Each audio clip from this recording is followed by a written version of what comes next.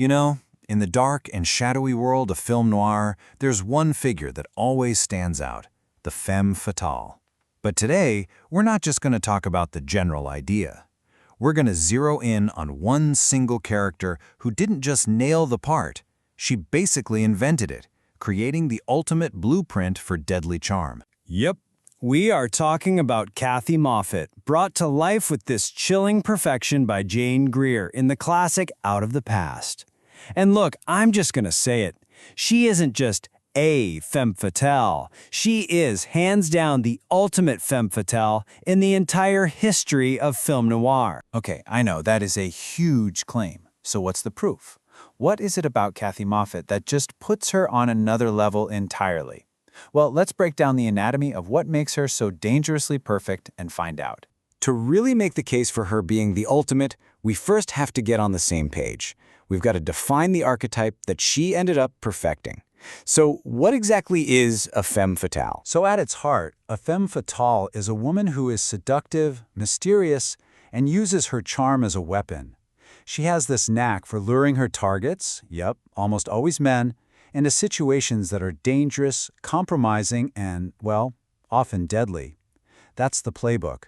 And Kathie Moffat, she wrote it. So what's her secret? What makes Kathie so incredibly good at what she does? It's not just the danger she represents, it's her disguise. It's this brilliant, almost unbreakable mask of total innocence. And this is the absolute core of her game. The first time you see her, she doesn't look like a monster. She looks like an angel. She's got the white dress, the sweet smile, a story about how she's been wronged. But that is all an illusion. The reality? It's a tornado of lies, betrayal, and cold-hearted calculation. She's a thief who shot a man and will turn on anyone to save her own skin. That massive gap between how she looks and who she is, that's her greatest weapon. And her act is so good, it doesn't just fool the hero of the movie, Jeff. It fools us, the audience.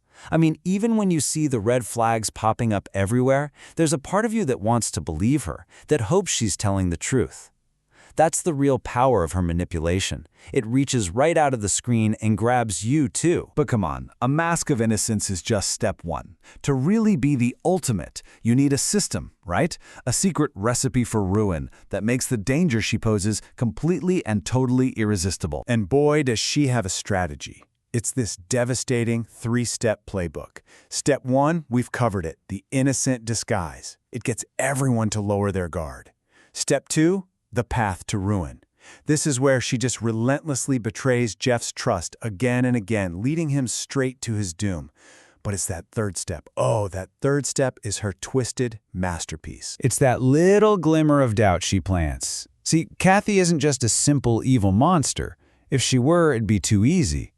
Every once in a while, she lets you see a crack in that cold exterior, a tiny little hint that maybe she could be saved, or that she might actually love Jeff.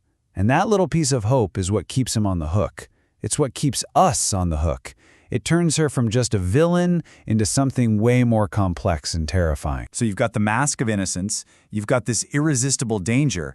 You put those two things together, and what you end up with isn't just a great character, you get a blueprint, a template that would go on to define an entire genre of film. It's really that simple. She didn't just play the role, she basically wrote the role. Kathie Moffat created the template for what a femme fatale should be, and you can see her DNA in characters for decades after. Her legacy is just immense. She perfected that lethal mix of sweet and poison. She has what's been called a demonic charm, this power that makes you want to believe her even when your gut is screaming that you shouldn't. She became the gold standard, the measuring stick that all other femme fatales get compared to. And let's be honest, after you see what Jane Greer did with Kathie Moffat, most of the others just feel like copies. Which really just leaves us with this one last, kind of tricky question. Kathie Moffat is a liar, a manipulator, a killer. She's destructive, but her real power comes from that tiny little flicker of humanity that makes us question everything we see. So, can a villain truly be a villain if a part of you, against all logic, still wants to believe in them? That right there is the dark, complicated magic she represents.